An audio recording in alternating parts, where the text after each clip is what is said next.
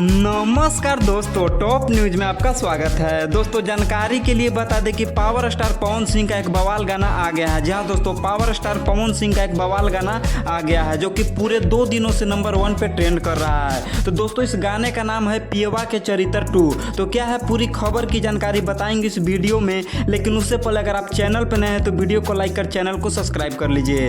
तो दोस्तों जानकारी के लिए बता दें कि पावर स्टार पवन सिंह का ये गाना आते ही पूरे मार्केट में धूम मचा दिया है। जहां दोस्तों ये गाना आते ही पूरे मार्केट में धूम मचा दिया है और पावर स्टार पवन सिंह के फैंस काफ़ी खुश हैं। तो दोस्तों खबर आ रही है कि इस गाने के शूटिंग में 2 करोड़ रुपया का खर्चा आया है। जहां दोस्तों इस गाने के शूटिंग में 2 करोड़ रुपया का खर्चा आया है जो कि मुंबई में शूट हुआ है। तो दोस्तों जानकारी के लिए बता दें कि यह गाना 2 दिनों से नंबर 1 पे ट्रेंड कर रहा है। दोस्तों पवन सिंह के फैंस का कहना है कि ट्रेंडिंग स्टार चले गए हैं पेंडिंग में और पावर स्टार आ गए हैं ट्रेंडिंग में। तो दोस्तों पवन सिंह के इस गाने को सुनकर फैंस काफ़ी खुश नज़र आ रहे हैं। और आपको ये गाना कैसा लगा कमेंट बॉक्स में ज़रूर बताइएगा।